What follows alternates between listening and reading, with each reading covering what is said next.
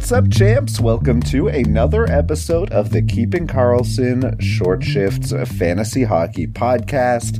I am your host, Ben Burnett, and joining me, as always, my pal and yours, the talented Mr. E, Louis Ezekiel. Louis, my good pal, my friend, my buddy, how are you on this fine Tuesday evening? Doing well, just kind of digesting all of the aftermath from a very busy day of trades and non-trades and trades that may go through or may not go through pending conflict between the NHLPA and other entities. Like, it's just been a very wild 48 hours or so. Yeah, it's really funny what happened. You're mentioning you're referring to the Dodonov non-trade between Vegas and Anaheim. And I am glad that happened because it made me laugh. Yeah, it really is dipping its toe into the absurd to have a deal where Ryan Kessler is getting traded to a team and it might fall through and he may never play a game in Vegas, Ben. And you gotta feel bad for a guy with as famous of a good reputation as Ryan Kessler to not get that chance. Louis, let's get away from the old controversy that we were so often stoking and instead talk about the fallout of the trade deadline. And no other place to start than in nets for multiple teams. We got many a domino has fallen in terms of the NHL goaltending ranks. And I guess we'll start with the big deal of the trade deadline day. Marc-Andre Fleury traded to Minnesota as a corresponding move. Minnesota moved out Kaapo Kähkönen, who is now in San Jose playing behind James Reimer, especially while Adin Hill remains on the shelf. And Cam Talbot remains in Minnesota. I guess let's start in Minnesota. And Louis, I'll throw it to you to sort of get us going here. But how does Marc-Andre Fleury's arrival impact his fantasy value? And how does it impact Cam Talbot's value? Yeah, so I think of all the teams, in terms of kind of what they had to pay and what they got, I really like what Minnesota accomplished here. They knew that their biggest issue was in goal. Talbot and Kähkönen have been good at times, but really have been fading lately and not providing a whole lot for the team or for their fantasy owners. Fleury now gets a chance to move away from Chicago, which has not done a good job of protecting its goalies, and head to Minnesota, which has, for years had a great reputation of doing a good job, making life a little bit easier on their goalies. So I think it's a great move for Fleury's fantasy value. If you hung in there with him through all the ups and downs, you're really being rewarded here with this opportunity to play for a wild team, that has a solid offense, or at least it can be when it gets a little more balanced. If we see a little bit more production, from lines that don't have Kirill Kaprizov on, obviously that's what they want to see. But, hopefully, with Fleury protecting the cage, they won't feel like they have to chase quite as much. They'll be able to play a little more open. I just think it's really gonna be a good move for them. A lot of surprise, I think, that Kähkönen wasn't the one who stayed in Minnesota. I read some folks speculating that they really wanted to get Middleton from San Jose, this kind of solid defenseman, and that wasn't going to happen with Talbot. It had to be Kähkönen to make the deal work. So it seems, they'll have to figure something out in the relatively near future about what things are going to look like in goal. But at least for this run, while they've got a team, that seems to be firing on most of its cylinders, a great opportunity, even if they are losing Kähkönen. And I think that Talbot can be, successful in his role as a backup, maybe a little bit of rest, a little less pressure, perhaps could be good for him. He did turn in a shutout his first game, after Talbot was traded to the team, after Marc-Andre Fleury was traded to the team. So a good sort of first step in sort of protecting his own ability to maybe get some starts. But you have to imagine it's going to be Fleury's net moving forward. I'm not so sure I agree with you there. And I haven't followed anything too closely in terms of what's being said around Minnesota, But one comment that you made a moment or two ago about Chicago being so brutal for Fleury defensively in front of him, and that is something that was very true early in the season, but actually changed quite drastically since Chicago made some adjustments to its coaching staff. And if you look at Chicago's even strength numbers at this point, they're actually a middle of the road team in terms of clamping down expected goals against. They're 13th in the league, right behind Dallas and Edmonton, ahead of Florida. So pretty impressive, all things considered. And Marc-Andre Fleury's still a below average goalie on the year, or maybe around average by save percentage, a 908. If you look at goals saved above average, Fleury was awful to start the season which was in step with how poor Chicago was playing defensively. And then he sort of found his balance in the second quarter. He had an incredible stretch in around the turn of the new year. But if you look at his results over the last 7 games, Fleury has an .888 save percentage and is giving up nearly 4 goals against. So Fleury is again on a bit of a... Fleury's numbers have tanked quite a bit over the last 7 games. So he's heading to Minnesota on a bit of a downswing. Don't get me wrong, Cam Talbot also not having a great stretch, this recent shutout aside, of course. But I just see this as something where they'll end up running with the hot hand. I could see it going either way, Fleury or Talbot. Certainly it's better for Fleury to be moving to Minnesota, a team that is elite in goal suppression, as you mentioned. But yeah, I don't see this as a clear-cut, workhorse goalie going to Minnesota. I kind of see this as negatively impacting both goaltenders' fantasy value. Interesting. I'm going to disagree with you. I think this is going to be good for Fleury. I agree with you that it's bad for Talbot. Obviously, we're going to see, basically moving from a 1 or a 1A into a 1B, I would guess at least. We can debate how we think that's actually gonna work out, obviously, and time will tell. We can talk about Lankinen heading over to San Jose as well. I think this is an interesting one. It sounds like he's not starting here on Tuesday night, but it sounds like he will get the next game against Edmonton. No easy task, although James Reimer drew Calgary. That's not a walk in the park either. I think that this is an opportunity potentially for Lankinen to maybe take over, just because there hasn't been anything to write home about from the San Jose side of things. But I am very cautious about Lankinen in terms of his fantasy value moving forward. If we're talking about teams that are struggling defensively, I think we got to talk at least some about the Sharks. And now they are, without Middleton on the defensive end as well, since he was shipped out to get Lankinen in the first place. I think they will miss his presence. I think Lankinen will, he never got to play with him, but he might wish that he was there. So I worry about the San Jose goalies still. I think Lankinen probably could be an upgrade. It's tough to say. He's been so streaky, right? He's had games where he's had stretches, I should say, where he's had, game after game where he's been really successful in the last few seasons. But he just hasn't really been able to put it together so far this year. I wonder if a change of scenery might help, but I definitely worry when the change of scenery is from a tight, defensively responsible team like Minnesota heading to San Jose, which flounders in that regard somewhat. I think you're giving short shrift on short shifts to my boy Jimmy Reimer, who's been really solid this year in San Jose. I see Lankinen as being a very clear number 2, whether it's behind Reimer or maybe a 1A, 1B if Reimer were to get hurt again. But Reimer's been very solid this season. I see no reason to think that he's not the starter in San Jose rest of season.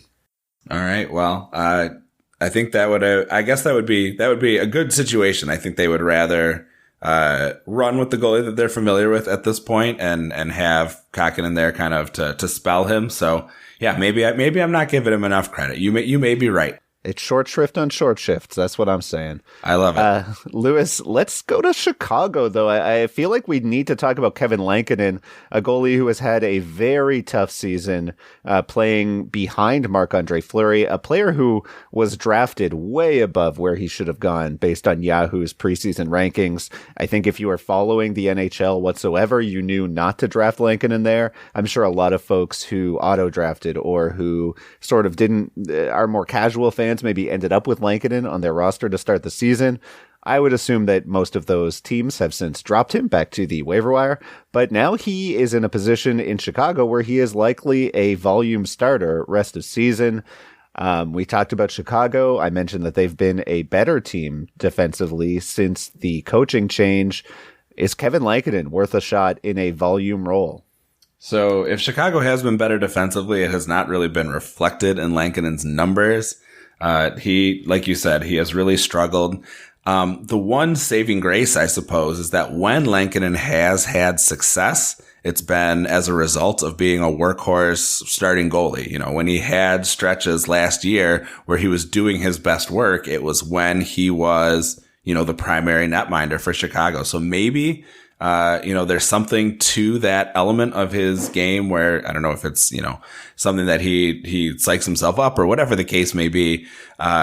This could be a chance for him to kind of take it and run. Chicago certainly has demonstrated some offensive proficiency, so I think he could get some run support. It's not some of the dismal offensive outputs that we were seeing earlier on in the year, so I think that's a positive thing. But, if we're talking about how we want to rank these different goalies, if you are desperate for a starter in a league that counts volume, so you're getting points for saves, you're getting points for basically a points league you're talking about, not a rate stat league. Right. You don't want to do rates, I don't think, with Lankinen, at least until he, puts together several games in a row where he's sort of showing off his best self from last year, if he's capable of doing that in 2022. But yeah, I would be quite cautious. And unless I really needed, some volume there, I would probably steer clear. I have been running one goalie in the keeper league that we share where I've had Lehner out for quite a while and the pickings are pretty slim. I may find myself grabbing Lankinen and just giving him a tryout. You and I are going head to head this week, so you may have an opportunity. What a barn burner that is. Well, it might be if Lankinen turns out to be, it could go either way, right? He could have an outstanding start or he could get totally destroyed, and it could be an interesting outcome for us one way or the other. The stanky lanky getting a chance to run with it. The one hole I'll poke in that narrative, Lewis, is that Lankinen did play his way out of getting those volume starts. If you'll recall last year, he did start extremely hot and then crashed completely. So, I certainly take your point that he has shown some proficiency in a workhorse role before. He's also shown some shortcomings in that same role. Yeah, I think Brian and Elon were discussing him on the Sunday show and mentioned, was that, a factor of just sort of being run into the ground with too many starts, with a limited time remaining in the season. I think that he might not get maybe as run down, but I definitely see your point, and it's good to bring it up that, yes, he played well as that, main starter, but he also slipped as time went on. If I could run back through the goalies that we've mentioned here, I feel like Kakinen's value has not really changed in my eyes. I mean, he's on a worse team. He's probably a less desirable streamer, but otherwise I think that he's a waiver wire goalie. James Reimer, I think, continues to be the number one in San Jose. I think that he has a, very reasonable middle of the road appeal. And then in terms of the Minnesota goalies, who I think see the most wild shift in variance here, I think probably Cam Talbot is a guy who you're probably holding on to as a sunk cost situation because you are going to want to see how it shakes out after Fleury arrived. Fleury is a guy who I think his value could spike, certainly. He has the highest upside here as a result of these changes. And I think that is worth sort of highlighting as we wrap up this segment on goaltending. Yeah, I'm with you. I think, I guess I have a little more confidence in Fleury maybe than it sounds like you have. But yeah, I agree that he has the highest potential in terms of like having his ceiling raised. I think Fleury is the guy with the most positive change from all these goalies we've mentioned.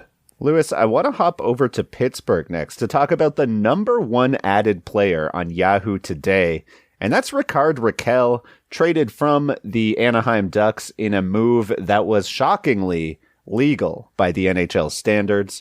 Rakell, who has been the type of player that has gone on streaks this year and has looked like a resurgent form of the 60-point, 30-goal scorer that he's been in the past, is actually just on pace for 45 points this year.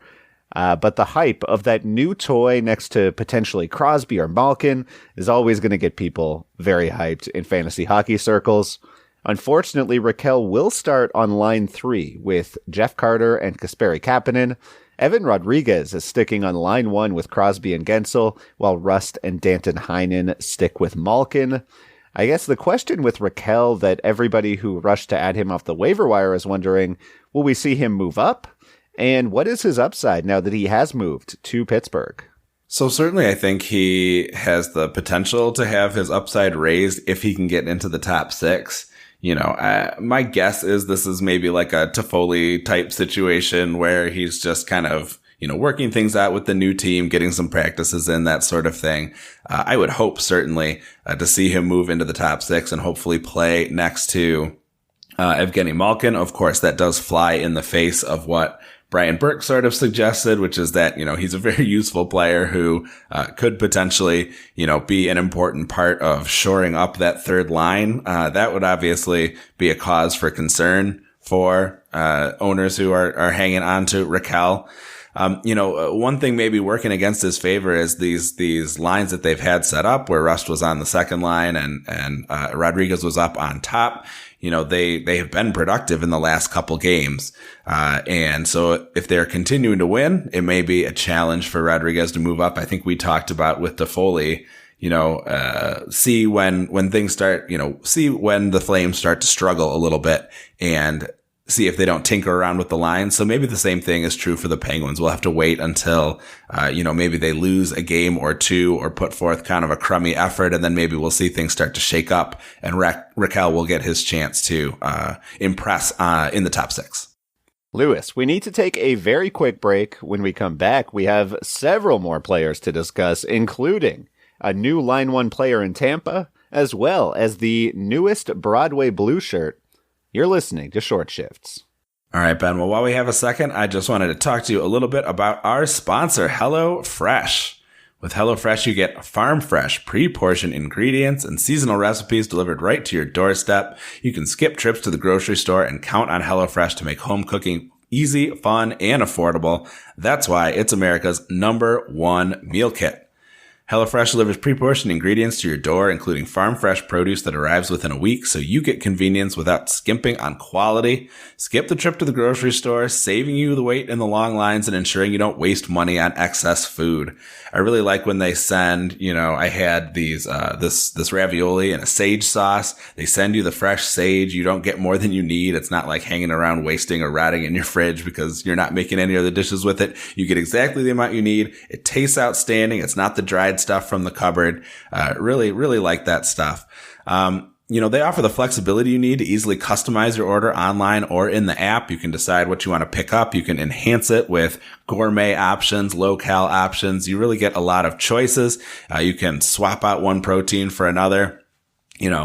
Change your delivery day, change your food preferences, your plan size, or skip a week whenever you need to. So if you're going away for spring break coming up, you can pause your service. You don't get charged. You don't get a bunch of food rotting on your porch. It's a good setup for sure. And for our listeners, you can go to HelloFresh.com/Carlson16 and use the code Carlson16, Carlson with a K and 2 S's like Eric Carlson's last name, for up to 16 free meals and 3 free gifts. Again, that is HelloFresh.com/Carlson16 and use code Carlson16 for up to 16 free meals and 3 free gifts. This is your opportunity to get a great discount on America's #1 meal kit. Welcome back to Short Shifts. And Lewis, we have so much to get to. This is going to be a long shift. I should have warned folks off top, but hey, thank you for sticking with us. And let's talk first about Brandon Hagel, a player who I know you've had some interest in so far this season, Lewis. Yeah, definitely a guy that I've been streaming in and out. He's had some, wildly productive play at times, and it's been nice to see. I think a lot of people, when they heard about this move to Tampa, sort of wrote him off, and that first game certainly confirmed a lot of those fears. He only played 10 minutes, very few contributions, not a lot going on. However, we did see during Tuesday's game a bit of a line shakeup. He was being deployed on the top line with Braden Point and Andre Palat. They've done a really nice job so far in the game of controlling play. They are dominating shots and shot attempts for. So you like to see that. They haven't produced yet, at least as of this recording. But certainly something interesting to keep an eye on. I do worry a little bit that, if Hagel is not able to kind of recapture some of the chemistry he had in his trips onto the first and second lines in Chicago, that this may actually be a bit of a downgrade for Point for as long as it lasts. I don't necessarily I feel like he's carrying more weight when he's got Hagel and Palat on his line than maybe he is when he, gets a Kucherov or a Stamkos potentially. So yeah, I worry about that a little bit, but overall, I think that is a nice spot for Hagel. I'm not super inclined to jump all over him, even given that deployment, just because I don't have a ton of confidence that it'll last. I think you're going to see Tampa try quite a few different setups as they head towards the playoffs to sort of tinker around and see what works and what doesn't, with potential injuries and all that stuff. I think there's a lot of value in trying to see what you've got before, you really hit crunch time. So I would not be surprised to see him move up and down from, the top line to the middle six. So watch carefully, check out, game day lines, certainly. And we'll tell you a little bit later. There's a whole new setup that Elon and Shams have put together for their game day tweets. So some really good stuff coming up. But just keep an eye out. GameDayTweets.com is their new website. Everything, it displays the tweets right there, so you can see who the source is. You can see where it's coming from. It's a really great setup. So check that and see where Hagel is lining up each game if he's a player that is of interest to you. Let's go next to New York and talk about the newest Ranger in town. Andrew Copp traded to the New York Rangers in exchange for a bunch of picks and Morgan Barron. We've talked about Copp a few times this season as someone who was having a breakout earlier this year, but he did go quite cold over the past 20 games or so, now back down to about a 50-point pace on the year, which is much more in line with what we expected coming into the season. Arriving in New York, I have to say that it seems like there could be opportunity for him in a middle six role. We'll see what the Rangers decide to do with Ryan Strome, as he is an expiring deal, and I wouldn't be surprised to see them check out what they might have in Copp and see if he might be a better option for them, given they've struggled in the two-way game throughout the year, and Copp has a very complete game. Really excited, obviously, to see what he can do for the Rangers as far as, elevating their game. But I guess we're talking about fantasy, Lewis, and so I'm going to throw this question over to you. Do you think that Andrew Copp can regain that early season form that we saw this year in New York, assuming that he gets a fairly decent opportunity at some point? Yeah, I think he's got to get the opportunity. I think a lot of when he was finding success in Winnipeg was when he, was carrying kind of some heavy minutes, especially while, some of those top players were down with injury. He got an assist on a goal by Zibanejad, but it appeared to be some crazy line blending that was taking place. He also, they're getting dominated by New Jersey, so he took some shifts in the third period, officially on that top line with Zibanejad. So it seems like things are really all over the place. I don't have any confidence in sort of deciding where I think he might end up. It does seem like, with these new ads, especially with Copp and Vetrano, who, are potential kind of middle sixers or could even end up on that top line, when coach isn't upset with them for getting, run out of the arena by the Devils. I do think there is some real possibility there. He's on this Copp talking about is on this 50-point pace. And, it's nothing huge, but he's definitely had runs of real success. So I think he could be a really interesting one. That's another guy I want to keep an eye on. I want to see that ice time before I commit to anything. And certainly, he started out on line 3 with Hedel and Dryden Hunt. If he stays there, that's not a place that I am particularly interested in. As just a little bit of a domino effect in Winnipeg, that means that Evgeny Svechnikov gets to move back up the lineup and rejoin Kyle Connor and PLD on a really solid second line over there. Svechnikov had a goal waved off, but he did, put it in the net. So maybe that helps build some of that confidence a little bit. I actually think that I'm more confident about Svechnikov as a potential fantasy producer right now than I am about either Copp or Vetrano, just because their deployment is so up in the air. Evgeny Svechnikov, the number one 30-point NHLer in terms of airtime on short shifts. That's his distinction. We keep talking about him. He keeps on getting 10 minutes a night and being a sub 40-point per game player. Certainly the opportunity is there. The Jets do have a very solid playoff schedule, so he may be worth a stream. I'm definitely not dropping anybody good to make sure that I get one extra game of Evgeny Svechnikov before I see. I mean, you mentioned the coaches being upset with the Rangers for getting blown out by the Devils tonight.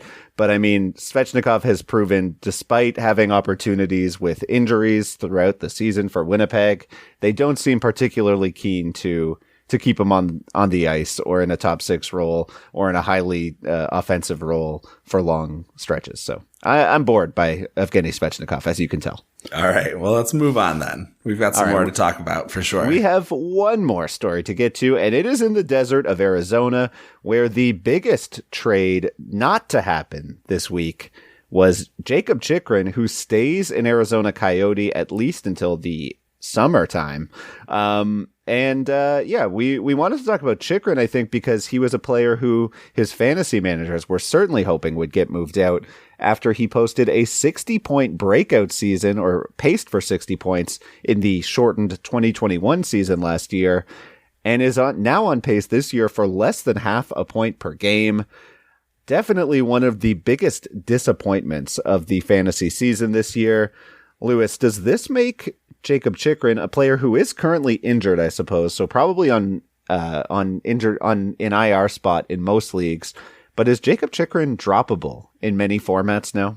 Yeah, this is a really interesting one because there aren't many contending teams that would be looking to go out and make an ad that need a power play quarterback. Could have been interesting if he potentially had ended up going to Florida, for instance, since Ekblad was injured. He could have spelled, the remainder of the regular season probably on that top power play.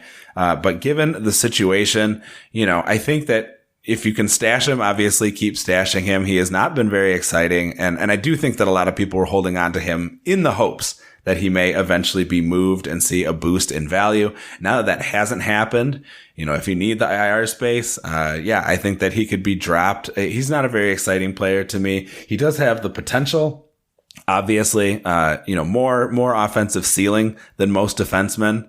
But we're also seeing some of his time getting cannibalized by Costas Bear. So, I really don't know what to think, how effective he'll be coming back from injury. But yeah, it's certainly disappointing to have him not be moved for those managers who are hoping that he would see a boost in deployment, or at least in terms of the line mates he would have access to. Lewis, we did it. A monumental shift tonight. Up over the 30-minute mark. You're Seth Jones in the booth over there, and you did a great job today, Lewis. Thank you for hanging out with me, and thanks everybody for listening. Lewis, you are not going to be joining me on Thursday night, I'm sad to say. I will be joined by our good buddy Elon for the Thursday evening show, and I look forward to getting back in the booth with you next week. Yeah, actually, we will not see you. I won't see you for 3 shows, so I'm going to be on a little bit of a break here. heading on vacation with my family. But yeah, you guys are going to have a great time. Always fun, obviously, to record with Elon. He brings a mountain of energy to every show. So yeah, I think it's going to be really great. And then yeah, we'll see who joins you for the show next week. I can't wait to listen while I'm out there in the world. And for all of you, thank you so much for tuning in to listen to us. We really appreciate it. Hope we gave you some things to think about, certainly some contentious moments. So I like that. I don't mind disagreeing with you a little bit in some places. That's always a lot of fun. Thank you. Please give us a follow at Short Shifts KK. Brian and Elon are at Keeping Carlson, and Dave Betton of the Stream Scheme you can find at NHL Stream Scheme. Please check out the new GameDayTweets.com. It is outstanding. Tons of news. You get to see the source for where all it came from. It's all nicely embedded. The guys worked really hard on it, and it really looks great. They've got all of the stuff that you were seeing on Game Day Lines, Game Day Goalies, and Game Day News. So definitely make sure you check it out. And please visit the sites that we use to create our show. Yahoo Frozen Tools Natural Stat Trick. Our intro and outro music was created by Pat Roach. And until we see you next time, play smart and keep your shifts short.